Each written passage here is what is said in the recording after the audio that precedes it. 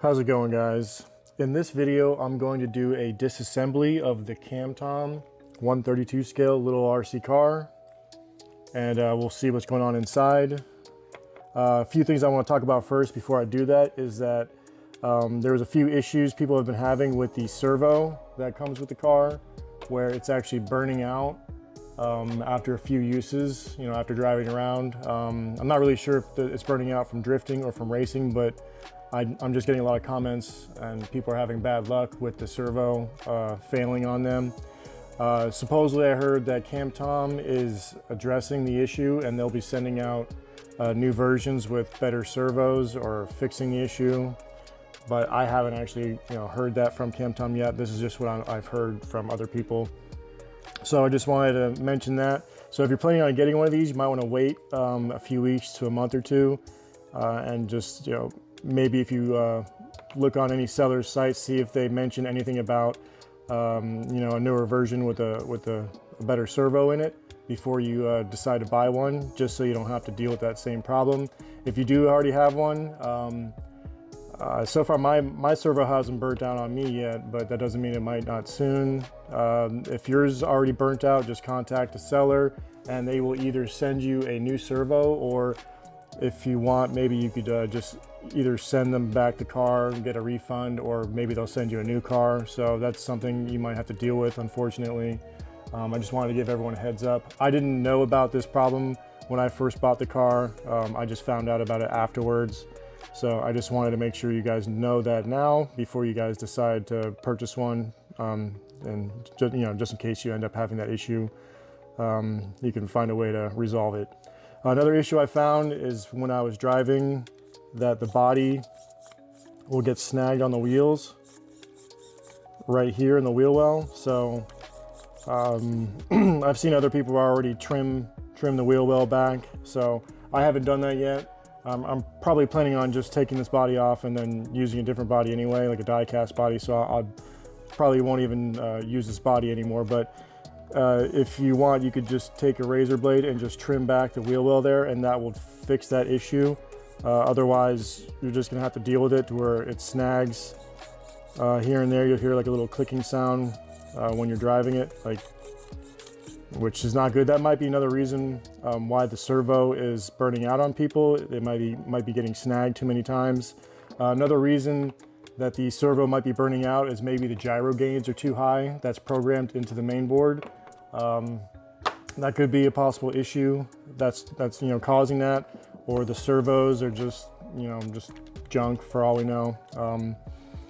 I'm not really sure exactly why they're failing, so those are a couple of reasons that could be the culprit. But let me just get to the disassembly of this car. I've already talked too much as it is, so yeah, just peel back the body. And then I already disconnect the battery. Also, if you are not going to drive your car for a while, I would suggest disconnecting the battery so it doesn't drain the battery over time, being plugged in all the time. Also, if you're not going to drive your car for a while, you should probably put your Lipo, which this is a lithium polymer battery. It's a 300 milliamp Lipo battery. If you charge it all the way to 4.2 volts, you don't want to store the car at 4.2 volts because it's not good for the lithium polymer battery.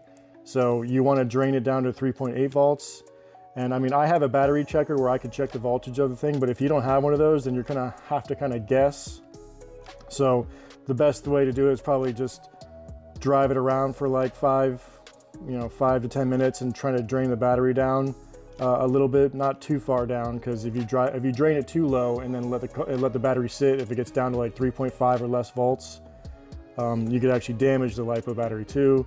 If you go below 3.3 volts, then you could really damage the Lipo to where it won't be able to come back, you won't be able to recharge it. So these are some things you should be aware of if you're gonna, store your car, or you're just, you charge and discharge the battery all the time, is that lithium polymer batteries are nice, but they can also be damaged very easily. So keep that in mind, whenever you're not driving your car for a while, to try to put it in storage mode the best you can. So the LEDs are connected to the body and they're connected to the frame by this little connector down here. And to get to that, the easiest way would be to remove this top plastic clip, this little plate that's above everything here. So there's 2 clips on both sides for this top plate. So just get those 2 loosened up, then go to the other side, and then just get like a flathead or, you know, some tweezers like this, and then just pop those clips out of the way. And sorry, it's kind of hard to do this with this car body in the way. So just also, I marked this plug with a Sharpie, you know, like whatever color you want, just so you know which one goes where. So that's something you have to be aware of when you disconnect them, so you don't accidentally mix them up. So just color code them. It'll make it a lot easier when you want to plug it back in later. All right, so after the top plate is off, this is what you have underneath. So this is the brushed motor, which I'm going to disconnect right now. So just remember that the motor plugs in there and then the battery plugs in there. So just keep that in mind before you put it back together, so don't switch them up, because that would not be good for the main board. And let's see, the servo right here is, you know, your basic little plastic gear servo. And I wish they would just send these things out with metal gear servos. They're a lot stronger, but they try to save money, so they go cheap and they use these little plastic gear servos, which I'm planning on switching them out with a little metal gear servo, a little digital metal gear one, which would be an upgrade. And I actually got this for my 143 scale little cars, but I'm not going to use them for that because they don't really need it. So I'm actually going to use it on this car, since it's almost exactly the same size as a servo that came with this car. And this one was for the Orlando Hunter, the little 143 scale or 135 scale, I think. One of those. It's a little crawler. It's an upgrade for the crawlers. So I found this on AliExpress, and I'm gonna probably use this to, you know, replace the servo on here. But I'm actually gonna make this rear wheel drive and then also max out the steering, because the steering angle on this is pretty terrible. Can't really do much with the steering angle. I want a lot more than that. So what I'll have to do is I'll have to just take out this, there's probably a solid axle in here. I'll take that out in a minute and get rid of the center drive shaft, and then have to make a little little T mount here for a better, you know, more steering angle, basically a different method than this style of you know, tie rod. I don't like those tie rods like the miniz MA020 style. It's not a good steering mechanism. So I'll have to redesign it and make it into something my house with one of those little wiper style little T mounts that swivels on a little bearing right here. And I'll probably rotate the servo 90 degrees and then have a little push rod push the wiper back and forth. So I'll do that in you know, another video down the road. But yeah, so upgrading this servo, if you want to keep yours all-wheel drive and this and that, one of these servos might not be a bad idea to do, because it's almost exactly the same size. Let's see, I'll take it out. The only problem is you're not going to be able to use this servo with this main board, because it's one of these five wire servos. So I didn't really realize that at first. So yeah, this is one of these 3-wire servos, so you can't really plug this in and you know, to replace this one, because it's a 5-wire one. So maybe you can find a little 5-wire servo that's this size with a metal gear if you want to just do a direct replacement.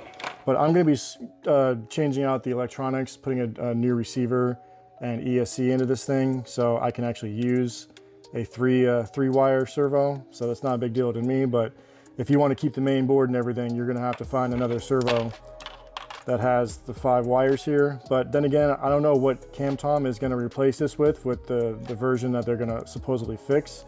So maybe they'll switch it out to a different, you know, maybe a 3-wire one or metal gear servo or something. I have no idea yet. So we'll have to see in the future here what they come up with. I won't have one, since I'm not, you know, going to be sending mine back or anything like that. I'm just going to be upgrading it and everything. So hopefully somebody else will make a video on the new upgraded version to see what they have installed after, you know, they fix everything. So, but this one would actually fit right in place where that one was. If only this was, you know, a 3-pin instead of 5-pin, that would have worked out great. But of course not, you know, because why wouldn't it be a 3-pin one, right? So, all right, so now that the servo is out of the way, let's take a look at this little motor. So it's a decent little brush motor at least. So hopefully this thing doesn't fail on you over time. Usually brush motors are pretty good. They last a good amount of time, but eventually they do wear out because brushed motors have little brushes in here that will wear down over time. That's why brushless motors are usually a better upgrade, because brushless motors will last a lot longer than brushed motors will. So get that out of the way.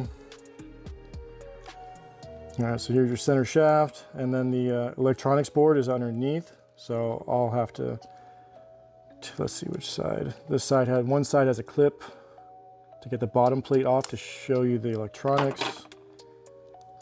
So it's got, let's see, got two little prongs here that stick into the frame. So when you're trying to peel it off, you gotta like pop it up and pull it away. So here's the electronics. So, looks like a pretty decent little, board, but I mean, I don't know if people are burning anything out on the main board when they burn out the servo. So that could be an issue people will run into, is even the servo might have actually, fried one of the chips or something on here. Because maybe these servos are working a little bit too hard, and then they just eventually blow out one of the chips on the board, and then you have to replace the whole main board with the servo. So I'm not sure if that's going to be the issue for some people, if their servo just blew out or if the main board is also damaged. That's something you're going to have to find out after you swap out the servo and see if it even works. So hopefully you don't have that issue. Otherwise, that's going to suck if you have to swap out the main board as well. And I would definitely contact the seller or even Kamtom and let them know that, they need to do something about this because it's not your fault. So 2 screws hold that in there, which, let's see, I'll just take it off. Let's see if it just comes right out. Okay. Yep, so here's the main board, a little receiver antenna built into it.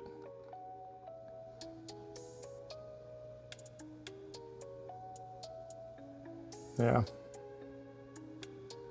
So the gyro, I wonder where they put the gyro on here. That might be the gyro right there, that little square. And then these chips will be for like the ESC and the receiver and stuff. So, I mean, it seems like it would be pretty good. Like if the servo problem, didn't happen, then this thing would be pretty decent little, electronics board, because it's pretty small to have a receiver, gyro, and everything built into it.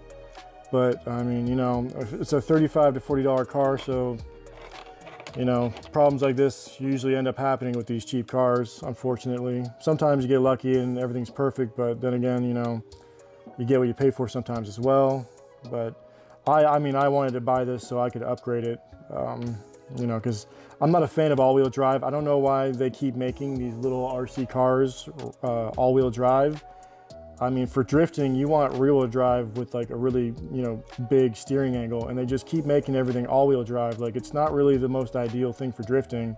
I guess it's good for beginners or, people that just want to mess around. But if you're trying to take drifting kind of serious at all down the road, then it's kind of giving you bad habits when it comes to drifting, because you really want to have a rear-wheel drive setup with a good, angle to where you can get good at learning how to drive that kind of setup compared to this all-wheel drive setup, which over time, if like I said, if you want to keep drifting, you're just going to want to get rid of the all-wheel drive stuff and get your own rear-wheel drive setup. All right, so let's take apart the front to see what's going on in the front. If this is a diff or a solid axle. I'm assuming it's a solid axle, because I don't think these things have open or closed diffs in here. And also, I noticed that the springs are very similar in size to the MA0 to the miniz MA020 springs. So I might actually swap these out with some of the upgraded springs that I have, like the leftover extras that I have for my miniz. I'm using the softest ones I have for my miniz, but I have the second softest ones I could use. I'll probably put on here, because these springs in the front are really stiff. And for this little car, you don't want the springs to be that stiff. They can be a little bit softer than that. You know, for a drifting setup, you want soft in the front and kind of stiff in the back. And these back ones are pretty stiff too. I might swap these out. I have a medium. I already used the hard set for my Mini Z, so I have the medium ones. I might try the medium set to fit on the back, and they look like they fit you know, they fit this thing as well. So I will actually test that once I take it apart. So let's take these two screws out and then see what's going on in here.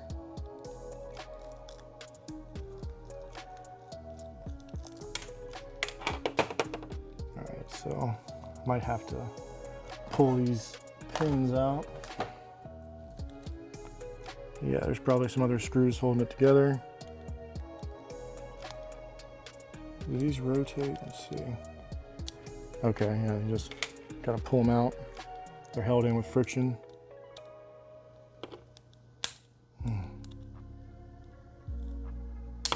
Just gonna completely break this thing trying to get this apart. All right, there we go. Spring's trying to get away. Okay. So here's the little springs for the front.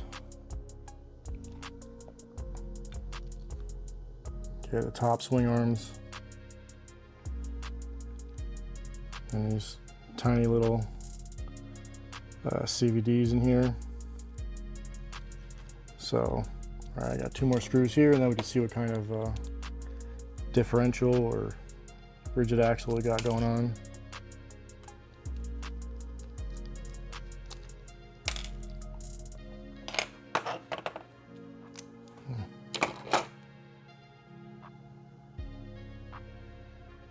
Yeah, it's locked. So, assuming it's just a solid, yeah, it's just a solid axle. It's not a differential. Definitely not a front one way. It's too small to really be a front one way. It would be hard to make that.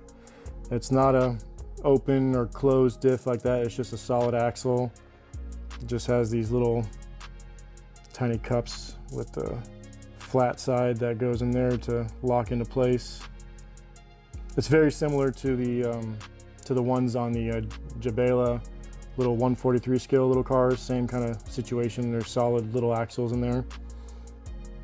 And some people were wondering if you could use the Mini Z MA020 differentials in here, and definitely not. The Mini Z ones are much bigger, so these would not work. But you could use the Mini Z springs, I think. So let me see what I got here. All right, so the purple set is the next softest ones I have for the Mini Z. So they look pretty similar. So I could probably use these Mini Z springs to soften up the front end. Let's see. Ooh. Yeah, I think these will work. So you could most likely use the Mini Z springs for the front and rear. I haven't tested the rear yet, but I'm assuming it'll fit that too. They probably did that on purpose. But since the car is 132 scale and the Mini Z is 128 scale, you just can't, you know, swap out like differentials or whatever or solid axles, because you know, the 128 scale one's gonna be much bigger. So I'm assuming the back rear end is gonna have a solid axle as well. So let's take this wheel apart. I've heard somebody say that there's bushings in here, not a bearing, which kind of sucks. I was hoping there'd be a bearing in this wheel hub, but let's see what we got. So the wheels are held on by a little hex design, kind of similar to the LDRC cars. Let's get this apart. No, that looks like a bearing.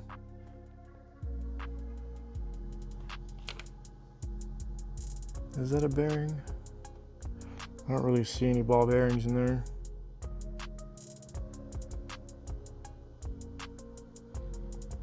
So it's hard to tell if I mean, it's not just like a solid piece of metal like a regular bushing would be. This might be a bearing with really tiny little ball bearings in there. It looks like that might be ball bearings. That's kind of a weird one though, I don't know. I think this is a bearing, so it doesn't have bushings. I think it has bearings at least in the wheel hub, which is that's a good sign at least. So just keep these things greased up and the wheels should spin pretty freely all the time. So that's at least good to know. And of course, everything around here is plastic. There's barely anything metal on here except for like the shaft here, the drive shaft and the bearings, of course, but everything else is plastic. All right, so let's take the rear end apart now. So yeah, the tie rod. So, all right, so let's take this apart. And I noticed that, okay, so if you want to adjust the wheelbase, like you want to shorten it for some reason, you would just take these screws out and then shift it to the next hole forward, and then you could shorten it. But to lengthen it, it's pretty much maxed out to where you can't go any further than this.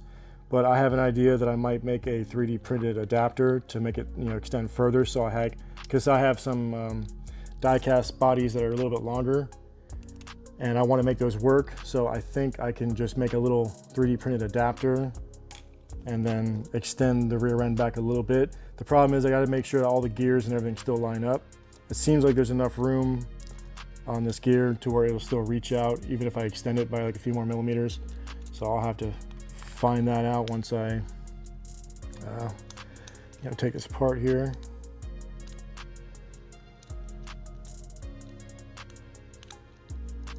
So this is very similar to a miniz MA020 rear end. It has 6 screws on top that hold it together. It's the same exact kind of design. So let's move that out of the way, and then the springs.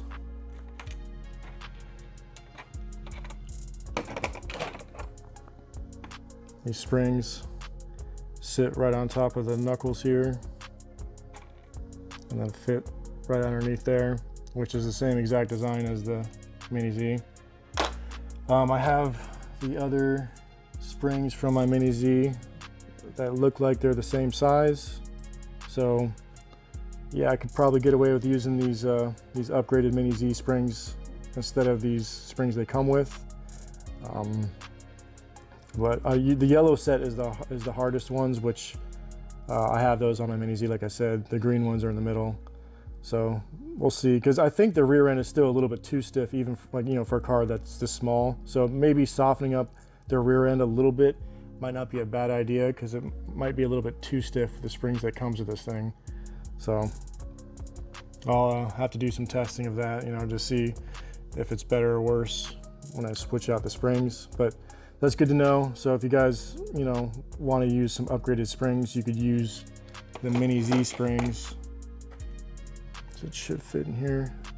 Yeah, if it fits there like the other one, then these should work just fine. So you could use the miniz springs, but you can't use the miniz differentials.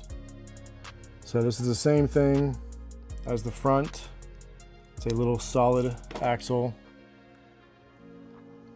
Can't move, same thing. Got a little flat side to it, so it locks into place in there.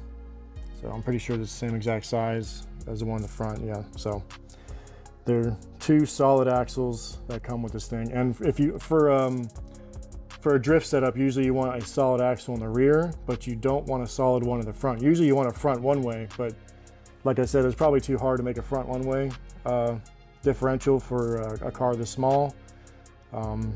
Maybe, having these things as like open diffs too, like just slightly open, is doable, but these are not designed to do that. So I don't know if you'll be able to even find any that could do that that's at this size. So you're pretty much stuck with what they give you unless they come out with upgrades down the road. We'll see what happens. But otherwise you're stuck with solid axles, which is not the best for the front. It's good for the back, but not for the front. And that's pretty much it inside this thing. So the drive shaft. Looks like this thing can move pretty easy. All right, so if I need to, when I extend the rear end, I could put like a little spacer in there that could help push this out to make up for that distance. But also, let me just see if it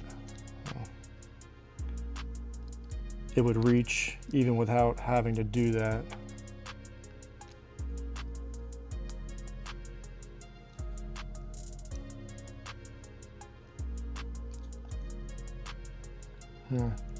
So it looks like these differentials do have, okay, so the front one, I think I'm putting the front one in the back.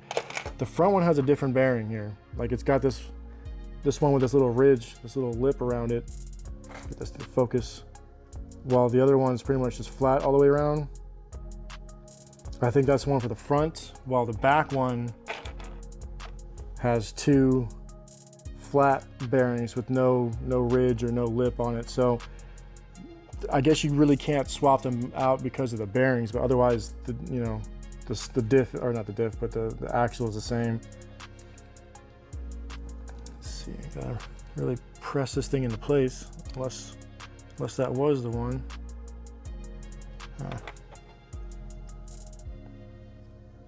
I don't know if that even matters. Maybe it doesn't. It's kind of weird how they designed this thing. I don't know what they were doing.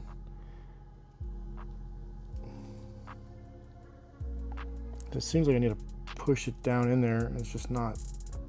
I guess maybe that's where it sits. I feel like it needs to push down further. Oh, it was backwards. There we go.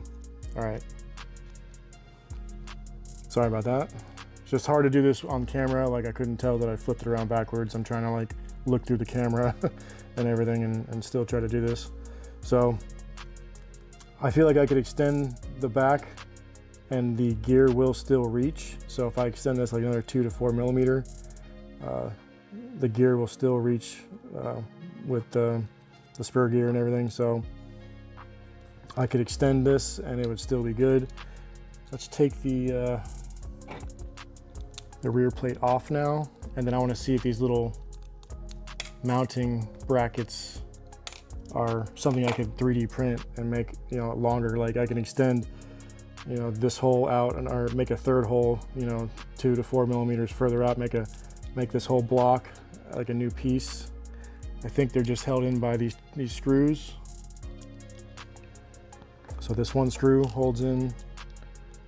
Yep. Okay, so I could 3D print this thing and just make this little rectangular block stick out, you know, a little bit further and just make another hole there and give me another option to extend the wheelbase back a few more millimeters, so I could actually use those bigger 1/32 scale die cast bodies that I have. So yeah, so these will be easy to 3D print. That's something I can do.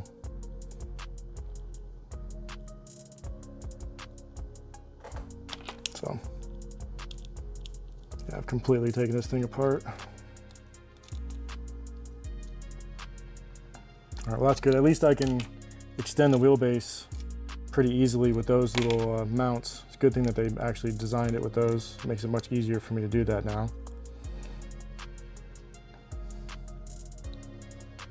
So that's pretty much everything on this car stripped down, you know, bare bones now.